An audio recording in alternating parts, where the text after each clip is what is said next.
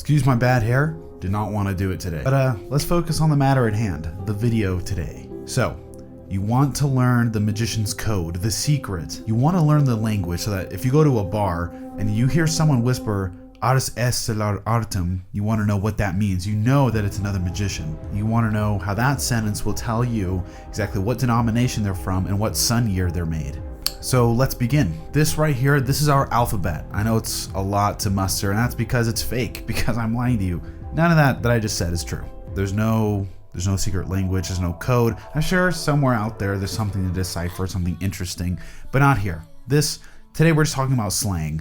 We're gonna be talking about just common like abbreviations and acronyms that magicians make to refer to special effects, to refer to, people and things and whatnot, especially like uncommon words that like laymen have no idea what this is.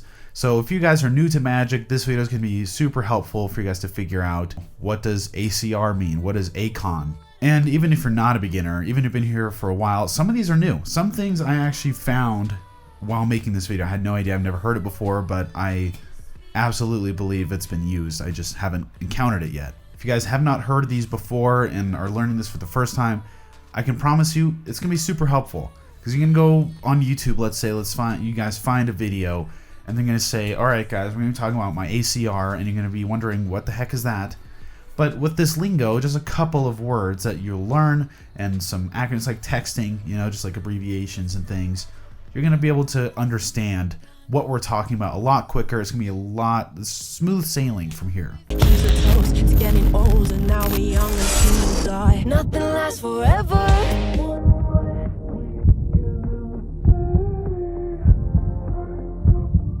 So first one I have on my list is ACR, and that is our ambitious card routine. This is a trick where you put the spectator's card somewhere in the middle of the deck and it keeps appearing on the top no matter how many times you slide it in the middle. Every magician has their own version of it. That's why everyone talks about it so much. It's kind of a stigma to have your own. And like, do you have 3 steps? Do you have 6 steps?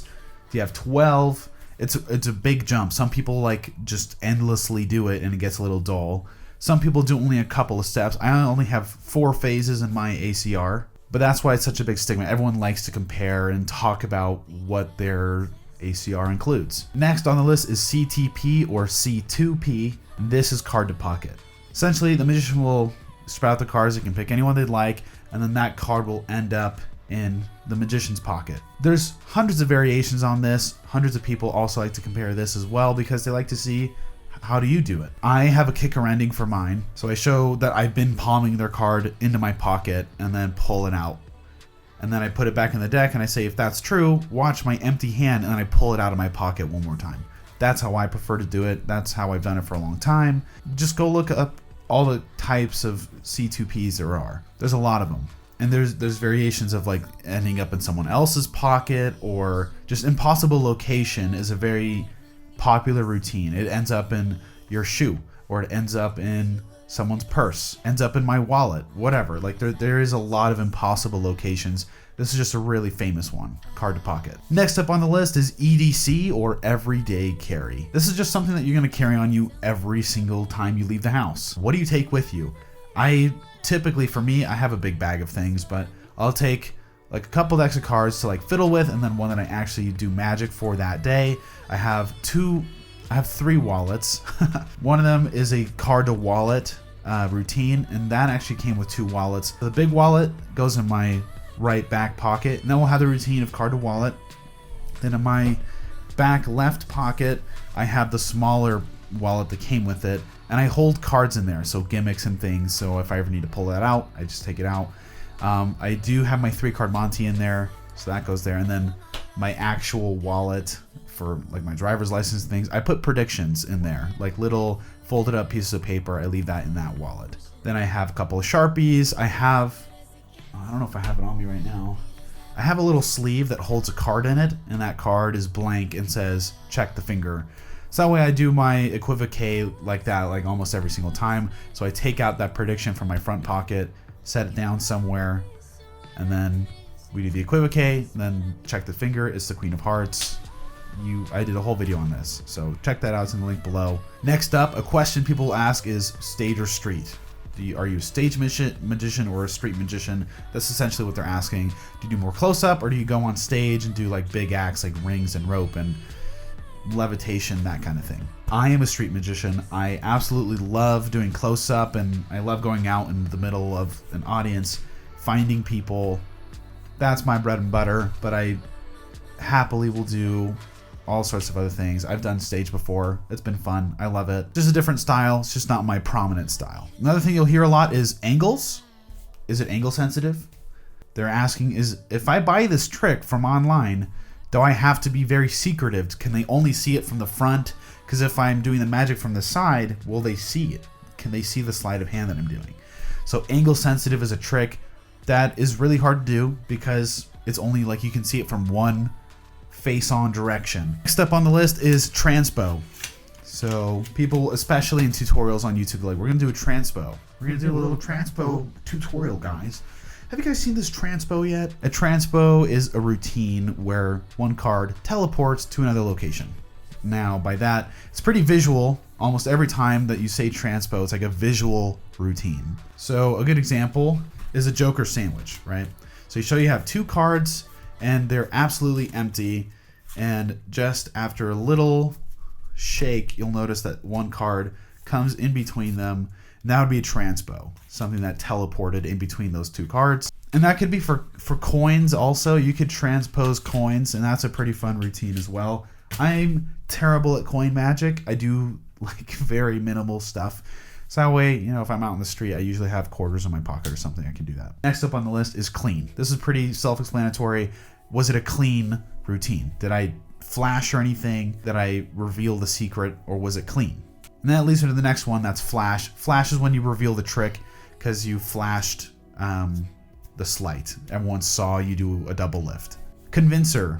This is a great one. I absolutely love this phrase. It's something that I never used the day before I did magic, but this is so important. Is to add extra convincing on a sleight, so it kind of takes the focus off of it. There is a force out there called a riffle force. So if I go down, you say stop, I don't pick up where you say, I pick up at a break that I have and force that card, right? So from the side, it looks like this. I have a break in the cards, you say stop, and I just pick up from the break and show you. But a great convincer for this, so that it doesn't look like you're doing that, is you say stop, and then I put my finger in that hole and then pick up where I want and still force that same card. Okay, so all together, it's a convincer. It looks like that. It looks way better when you add just that little thing. It looks a little bit less like I'm forcing you. Next up, TNR or T and R. It's torn and restored. So essentially, it's a routine where you take a card, you rip the corner, and then you bring it back together and it's a full card again. Or you could rip up the whole card into 9 pieces, 4 pieces, and then restore the card when you're done. That's any torn and restored routine. You could do torn and restored newspaper, torn and restored card, torn and restored card box. It's hundreds and hundreds of possibilities, but I'll leave that up to your imagination. Ditch. Ditching is getting rid of. That's it. So I ditched the deck in my back pocket. Something like that. Okay, I did mention a double lift earlier, so we're going to go over that right now. Double lift is lifting 2 cards as one. So like there's hundreds of ways to do a double lift. That's a double right there. I'm going to be doing a video like right after this one talking about double lifts. Next up is DPS. That's a diagonal palm shift. I don't know how to do this, but essentially what you're doing is adding a card diagonally and then taking it out of the deck at a diagonal fashion. I'm sorry, I'm absolutely trash at this, but essentially the end goal is that you take their card into the deck and then you have it in your hand, and then you can control it to wherever you want. That is another stigma though. If you can do a DPS, everyone's gonna be like, that's a god. He has kissed the heavens. Pharaoh. Pharaoh is a type of shuffle. It looks like this. You just stick the cards together like that, and you can bridge them. You can do a lot of stuff with a Pharaoh, honestly. You could do a nice fan, a giant fan here. Let's see. Do a giant fan. You could do a cascade flourish. Ooh, pretty. But yeah, I'll be teaching that pretty soon as well. Next video. A gaff or a gimmick is a fake card, or it's It's like a device that you construct that will help you do something. You can have a card and it's half Queen of Hearts, half Two of Spades. And that would be a gaff. Gaff is normally talking about card specific. And then a gimmick is like a reel that you have in your sleeve that will pull back a card or a fork or whatever you're using in your hand. That'd be a gimmick. Impromptu. This is something we've talked about already. We have a whole mini series going on about it, Silent Minds.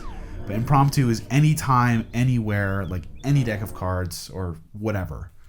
You don't have to use a deck of cards. You could use an app on your phone. You could do mentalism. That would all be impromptu. Marked. These are not marked, but if a deck of cards on the back, sometimes they'll have a hidden word or something. You can read what the card is on the back, 7 of diamonds. I have hundreds of marked cards. They're extremely useful, but that is what marked means. If they're marked, they have a message telling you what the card is from the back. 3CM, that is 3 cardamonte. It's just a routine where it's pretty popular. A lot of you guys might have heard it. It's like follow the lady, right? So you typically have 3 cards and they'll follow the indifferent card. And there's hundreds of ways to do it. I've seen millions of variations on this. So check it out. 3 cardamonte by David Blaine. That's my preferred routine. That's what I keep in that wallet. Tenkai. Tenkai is a palm that looks like this. So from this side, you can't see it. From this side, it's pretty visible. If you ever, this is a good pro tip. If you ever want to like trick your dog or cat, just throw it like that. And they'll definitely think, I don't know what they think, but you just toss it and then they're like, oh, I'm losing my mind. Where'd it go? A pass. This is a massive stigma in the Magic community. If you could take cards and flip them up like that, or vice versa, you would pull it down. I can't do the pull down. I suck. My preferred method is the turnover. So it looks like I'm just flipping the deck over. But essentially, it's a kind of a control, right? So if I take the cards, Ace of Spades, I put it in, and then get my break, and then do like a Herman pass like that, I'd get it to the top. So these are like invisible. They're supposed to be insanely slightful. And that's it, folks. That's all the slaying I had for you. I know it was a lot, but I figure it's helpful in the long run. Well, I read this about like 6 months ago or so. A lot of the videos that I do, Magic related, are not like beginner friendly. I teach a lot of like advanced intermediate stuff on here. So I want to go back to the basics. Hence why the next video is going to be all about beginner moves. So double lifts, just talking about like cuts and like little flourishes, Pharaohing. That's like all the beginner stuff. But I hope this new lingo is able to help you guys like understand new slang for this new community that you're entering into. And for those of you who like didn't know some of these, now you know. Now you know you can comment that in a Magic review, and you'd be like, oh yeah, definitely my new EDC, my new everyday carry. And we're like, wow, this guy's a real magician. He's mega smart. He's big brain. So yeah, that is it. Don't forget to subscribe, hit the like button and the bell for notifications so you get more videos like this. Learn as much as you can about the Magic community. Things that you didn't even know you needed to know. Like this. I bet you can't find another video like this on YouTube right now. Because I'm cool that way. I'm elite, is what some people say. I don't like to say that about myself, but a lot of people say I'm elite. So we'll just leave it there. See you guys in the next video of Fluffy Flamingos. Ciao.